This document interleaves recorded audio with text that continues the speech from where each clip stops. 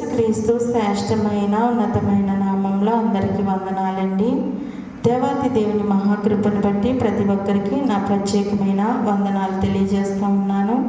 ఈ వాక్యాన్ని అనేక మందికి షేర్ చేయమని అడుగుచున్నానండి. దేవాతి దేవుడి దినాన్న మనతో మాట్లాడుచున్న అంశం ఏంటంటే, క్రీస్తును అనుసరించి నీవు జీవించుచున్నావా, క్రీస్తును అనుసరించి నువ్వు జీవించుచున్నావా అనే అంశం ద్వారా ఆయన ఈ దినాన్న మనతో మాట్లాడుచున్నారు. అయితే అపోస్తలుడైన పౌలు గలతీయులకు రాసిన పత్రిక 2వ అధ్యాయము 20వ వచనంలో రాసిన విధంగా ఇక్కడ చూసినట్లయితే, నేను క్రీస్తుతో కూడా సిలువ వేయబడి ఉన్నాను, ఇకను జీవించువాడని నేను కాను, క్రీస్తే నా యందు జీవించుచున్నాడు. ప్రార్థన. మహోన్నతుడా, మహిమగల రాజా, సర్వోన్నతుడా, నీకు వందనాలు నాయన. ఈ దినమందు మీరు మాట్లాడుచున్న నాయన ప్రతి లేఖనం ద్వారా నాయన మా యొక్క జీవితాన్ని సరి చేసుకోవడానికి కృప చూపించండి. మేము ఎలా జీవించాలో మాకు నేర్పించండి అయ్యా.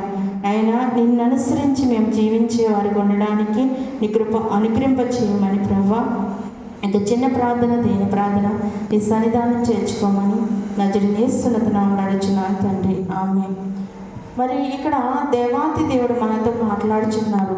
ఇక్కడ నేను కూడా క్రీస్తుతో సిలువ వేయబడి ఉన్నాను అని చెప్తున్నది ఎవరంటే అపోస్తలుడైన పౌలు గారండి. పౌలు గారు ఏం చెప్తున్నారు? నేను క్రీస్తుతో కూడా సిలువ వేయబడ్డానని ఆయన తెలియజేస్తూ ఉన్నారు.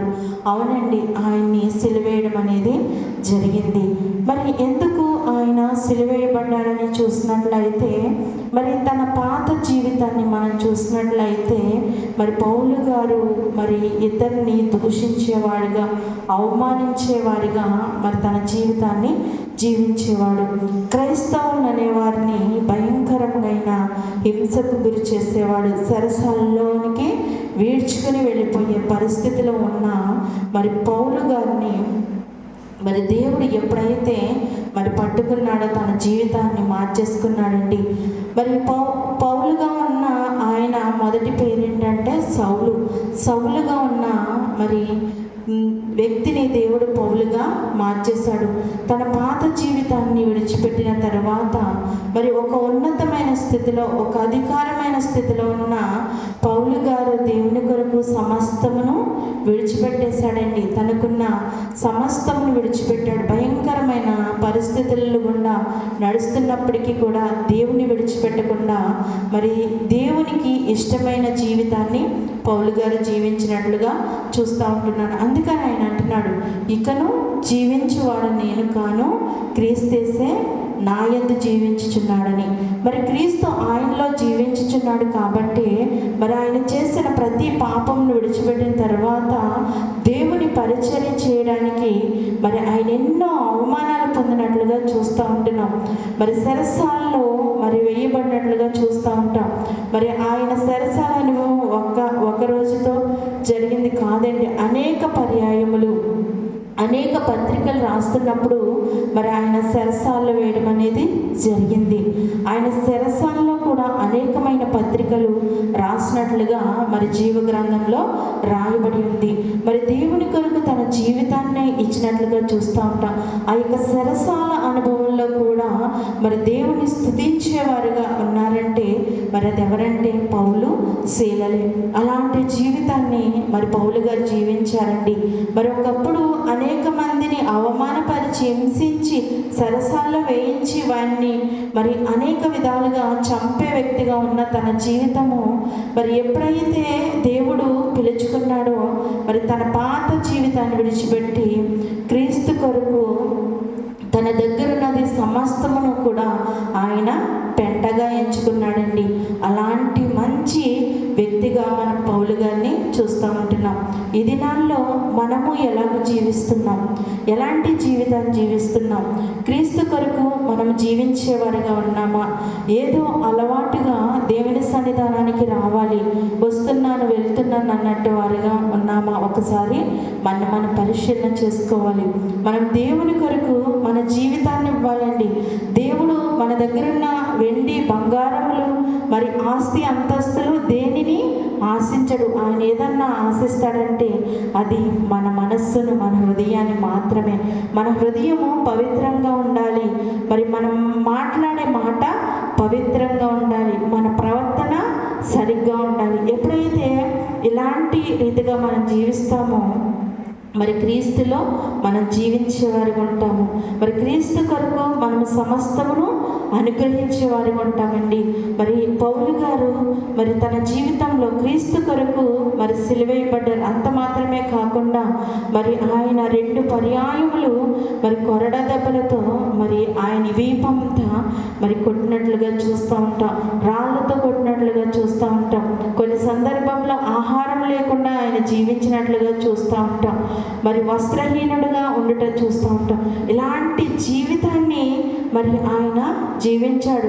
ఒక గొప్ప వ్యక్తి, కానీ దేవుని కొరకు సమస్తమును విడిచిపెట్టుకొని మరి ఎన్నో అవమానాలు, ఎంతో వేదన పడి మరి దేవుని కొరకు దేవుడు అనుగ్రహించిన ఆ యొక్క పరిచర్యలో నమ్మకమైన పరిచర్య చేసి తన పరుగు కడవరకు కూడా మరి కొనసాగించి మరి ముగించినట్లుగా మనం చూస్తూ ఉంటాం. దేవుడు మనకిచ్చిన జీవితంలో మరి ఎంతకాలం అండి మరి ఉంటే మనం ఒక 60 సంవత్సరాలు ఉంటాం, లేకపోతే 70 సంవత్సరాలు, మరి 80 సంవత్సరాలు 70 సంవత్సరాలకు వచ్చినప్పటికీ శరీర బలహీనతలే, మరి ఏదో విధంగా బలహీనలుగా ఉంటారు. అంటే దేవుని పరిచర్య చేయడానికి మన యొక్క శరీరము సహకరించలేని స్థితిలోనికి వెళ్ళిపోతాం. అంటే మన శరీరము సహకరించి మనం దేవుని కొరకు చేయగలిగిన స్థితిలో మనము చేయవలసిన వారమే ఉన్నాం. అంతేగాని మరి అన్నీ కోల్పోయిన తర్వాత నాకు దేవుని పరిచర్య చేయాలని ఉంది, దేవుని కొరకు నేను మరి పని చేయాలనుకుంటున్నానని మనం అనుకుంటే మాత్రము మనము దేవుని కొరకు పని చేయలేము. కాబట్టి దేవుడు మనకిచ్చిన సమయాన్ని మనం ఏం చేసుకోవాలండి? సద్వినియోగము చేసుకోవాలి. మరి మనకి ఎంత బలాన్ని ఇచ్చినా కూడా ఆ బలాన్ని దేవుని కొరకు మనము ఉపయోగించాలి. మరి మన యొక్క జీవితాలు ఎప్పుడు ముగిసిపోతాయో తెలియదు. మన యొక్క జీవితము కొనసాగించుచున్న చేపు కూడా దేవుని యొక్క పరిచర్యను మనం చేసేవారు ఉండాలి. దేవుని పరిచర్య అంటే దేవుని వాక్యాన్ని ప్రకటించడమే కాదండి. మరి దేవుని మందిరంలో ఏ పరిచర్య చేసినా, ఏ పని చేసినా కూడా అది దేవుని పరిచర్యతో సమానమే. దేవుని కొరకు మనం చిన్నది ఏది చేసినా కూడా దేవుడు ఎంతగానో మనల్ని ఆశీర్వదిస్తాడు, దీవిస్తాడు. మరి మందిరము శుభ్రం చేయడం కానివ్వండి, మందిరంలో చైర్ చేయడం కానివ్వండి, మరి ఏదేమైనా అయినప్పటికీ వాయిద్యాలు వాయించడం కానివ్వండి, వాక్యం చదవడం, పాటలు పాడటము, ఇవన్నీ కూడా ప్రతిదీ దేవుని యొక్క పరిచర్య. దేంట్లో కూడా మన పాలు పంపులు పంచుకున్నా కూడా అది దేవుడు ఎంతగానో సంతోషిస్తాడండి. దేవుని కొరకు మనము పని చేసేవారిగా ఉండాలి. అలాగే చేసినప్పుడు మరి పౌలు గారు తన యొక్క జీవితంలో ఏ విధంగా అయితే తన మరణించేంత వరకు తన పరుగును కొనసాగించాడో అలానే మనము కూడా మన యొక్క పరుగును కొనసాగించి దేవుని కొరకు వాడబడినట్లయితే దేవుడు రెట్టింపు ఆశీర్వాదాలు మనకి దయచేస్తాడు. మరి పౌలు గారికి ఏ విధంగా అయితే నీతి కిరీటాన్ని పొందుకునే కృపను అనుగ్రహించాడో ఆ విధంగానే మనము కూడా మరి యొక్క నీతి కిరీటాన్ని మనము పొందుకునేవారు ఉంటాం. అలాగూ జీవించాలంటే మనం ఏం చేయాలంటే క్రీస్తు కొరకు మరి పరిచర్య చేసేవారు ఉండాలి. మరి ఆయన వాక్యాన్ని బోధించేవారు ఉండాలి. ఆయనకు లోబడి జీవించాలి. మరి ఆయన కొరకు మనం సిలువేసే అనుభవంలోనికి వెళ్ళిపోవాలి. ఎప్పుడైతే అలాంటి అనుభవాన్ని మనం కలిగి ఉంటామో దేవుడు మనల్ని ఆశీర్వదిస్తాడు. ఇక్కడ మనం చూసినట్లయితే మరి ఆయన అంటున్నాడు కదా, నేను క్రీస్తుతో కూడా సిలువేయబడి ఉన్నాను కనుక ఇకను జీవించేది నేను కాను, క్రీస్తే నా యందు జీవిస్తున్నాడని మరి పౌలు గారు చాలా గర్వంగా చెప్తున్నాడండి. అలానే కూడా మనము కూడా గర్వంగా నేను దేవుని కొరకు జీవిస్తున్నాను, నా జీవితము దేవుని కొరకే, దేవుని కొరకు నేను ఏమైనా చేస్తాను, దేవుని కొరకు నా ప్రాణమైనా ఇవ్వడానికి నేను సిద్ధంగా ఉన్నాను, ఆయన యొక్క పరిచర్యలో నేను ముందుకు కొనసాగుతానని మనం అనుకున్నట్లయితే దేవుడు తన యొక్క జీవితంలో ప్రతి ఒక్కరిని కూడా ఒక ఉన్నతమైన స్థితిలో ఉంచుతాడు. కాబట్టి మనము క్రీస్తు అనుసరించి నడుచుకుని మరి క్రీస్తు ప్రేమను తెలుసుకొని క్రీస్తు కొరకు మనం జీవించినట్లయితే క్రీస్తు మనకి నీతి కిరీటాన్ని అనేది అనుగ్రహిస్తాడు. అలాంటి నీతి కిరీటం పొందుకోవడానికి మనము జీవించాలంటే ఏం చేయాలి? క్రీస్తుని అనుసరించి నడుచుకోవాలి. అలాగూ జీవించడానికి పరిశుద్ధాత్మ వాక్యము ప్రతి ఒక్కరి జీవితాల్లో ఫలింపచేయునుగాక.